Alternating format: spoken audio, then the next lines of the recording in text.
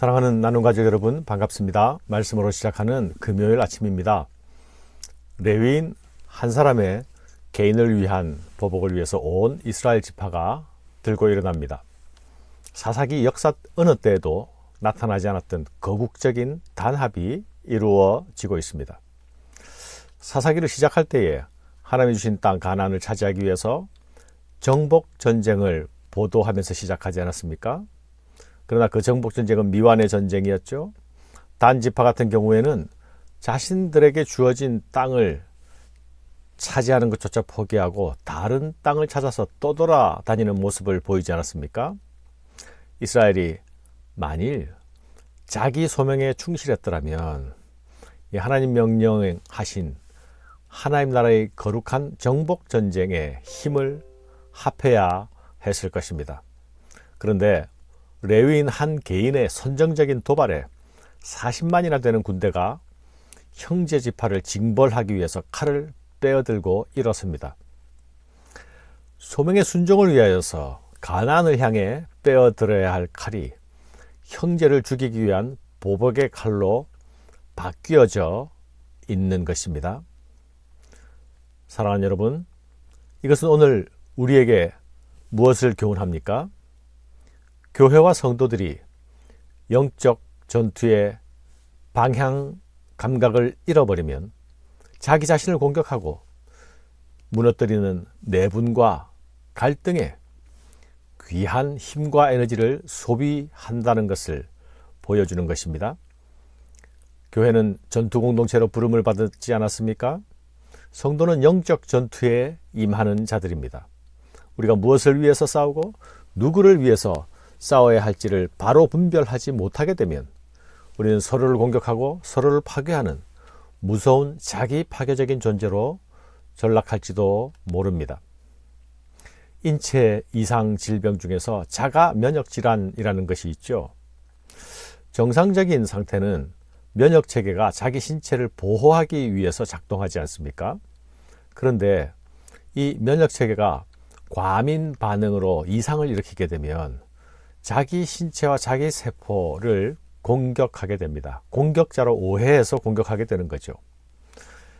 그런데 이 자가 면역 질환은 거의 약이 없죠.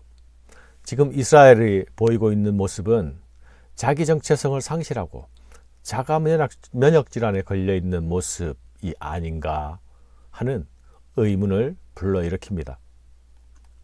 이 일에 결정적인 공헌을 한 사람, 바로 첩의 시체를 12토막 내어서 도발하고 있는 레위인입니다. 이 레위인은 어떤 사람이었죠? 이 사람은 첩을 거느린 사람이었고, 레위인으로서 첩을 거느린 사람이었고, 나귀를 소유하면서 종을 부리는, 소위 부를 누리는 사람이었습니다. 같은 시대에 정착지를 떠돌아다니는 레위인이 있었는가 하면 이 사람은 부를 축적하고 있습니다. 이 사람은 자신의 첩을 한 인간으로 존중하지도 않았고 또 자신의 여인으로 사랑하지도 않았습니다. 단지 한 여인을, 첩을 자신의 소유물로 여기고 있었습니다. 또한 이 사람은 시체를 12토막이나 내어서 각 지파에게 보내는 잔인한 폭력성도 나타납니다. 그런데요, 이 사람이 온 이스라엘 앞에서 이 사건의 전말을 알릴 때에 이 사건을 자기중심적으로 사건을 가공하고 편집해서 이야기합니다. 자신의 잘못은 숨기고 기브아 사람들의 악행에만 초점을 맞춥니다. 그를 공격한 사람들은 기브아의 불량배들이었지만 이 사람은 기브아 사람들이 나를 죽이려 했다고 말하죠. 불량배들이 그를 강간을 했던 그 사실을 기브아 사람들이 나를 죽이려 했다고 하면서 베냐민 사람들의 문제로 과장하고 확대합니다. 자신이 스스로 첩을 끌어내서 불량배들에게 내어주지 않았습니까? 그녀를 보호하지 않았지 않습니까? 그러나 그들이 그녀를 욕보였다고만 말합니다. 이스라엘 총회 앞에서의 그의 진술은 사실에 기반한 진술 같아 보이지만 교묘하게 자기중심적으로 편집된 진술이었습니다. 이 진술을 들은 사람들은 아무도 레위인 자신이 그 여인의 죽음에 일조하였다고 의심하지 않았을 것입니다. 당연히 레위인의 시각으로 이 사건을 바라보게 되었겠죠.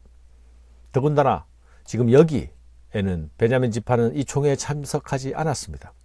반론권이 행사될 기회가 없어진 것이죠. 선동의 힘은 무섭고 파괴적입니다. 그런데 그 파괴적인 힘은 과연 진실에서 지금 나오고 있는 것입니까? 흥분하고 분노하기 전에 먼저 양쪽의 이야기를 듣고 차분히 살펴보아야 하지 않겠습니까? 정의감과 분노로 칼을 들고 일어나기 전에 먼저 분별이 필요한 것이 아닙니까? 기브아의 악당들은 분명 용서받을 수 없는 중한 죄를 저질렀습니다. 그들은 자신이 지은 죄에 대한 판단과 벌을 받아야 마땅합니다. 그런데 그 불량배들의 문제를 베냐민 지파 전체의 문제로 확대하고 과장해도 되는 것입니까? 물론 그런 불량배들을 설치는 삶의 자리, 그런 분위기를 방관하고 있었던, 자정 능력이 없었던 베냐민 지파의 도덕적인 책임도 있을 것입니다. 그러나 그것이 베냐민 지파 전체가 정죄받고 지탄받아야만 할, 지파가 멸족되어야만 할 그런 문제이겠습니까? 또한 시체를 토막내어서 이 문제를 제기하는 레위인의 도덕성은 판단받지 않아도 되는 것입니까? 사랑하는 여러분, 오늘 말씀에서 가장 아쉬운 부분이 보입니다. 그것은 이스라엘의 어른이 보이지 않는다는 것입니다. 분명 지금 이스라엘은 위기 상황입니다. 그런데 여기 영적 지도력을 가진 자의 모습이 나타나지 않습니다. 40만의 군사가 모였지만 여기서 일어난 사실의 전후를 파악하고 지혜로운 해결책을 제시할 어른이 보이지 않는 것입니다. 각자 자기 소견에 옳은 대로 사는 사람들, 지혜를 존중하지 않습니다. 어른을 존중하지 않습니다. 스스로 지혜자가 되었고 스스로 어른이 되었기 때문이죠. 어른이 없는 자리, 일방적인 고소와 선동이 힘을 얻습니다. 한 여인의 비참한 죽음, 분명 아프고 고통스러운 일입니다. 하지만 그 아픔과 분노, 그것이 한 지파 전체가 멸족되는 데까지 이르러야 하는 것입니까? 여기 또 아쉽고 슬픈 일은 이 가운데 진실이 없다는 것입니다. 오직 악행에 대한 선택되고 편집된 보고만 있을 뿐입니다. 부족한 진실 가운데서 내리는 결정과 판결, 고발자의 의도대로 진행되는 재판과도 같습니다. 바른 결론에 이를 수가 없는 것이죠. 가장 치명적인 아쉬움은 이것입니다. 그들이 하나님께 묻고 있지 않다는 것입니다.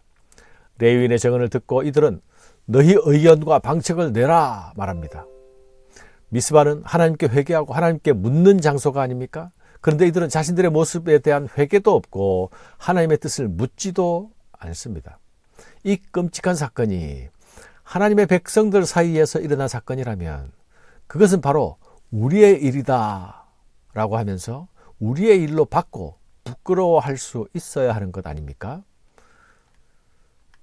분명 이스라엘의 총회로 모였는데 우리 안에 있는 죄에 대한 공동체적인 연대의식이 없습니다. 공동체적인 회개가 반성이 없습니다.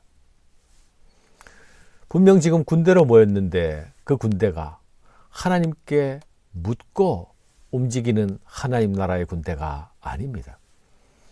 이들은 자기 의견대로 자기들의 판단을 구하지 하나님의 뜻을 구하지 않습니다. 스스로 왕이 되어 있기 때문이죠. 오랜만에, 아주 오랜만에 지파 공동체가 총회로 모였습니다.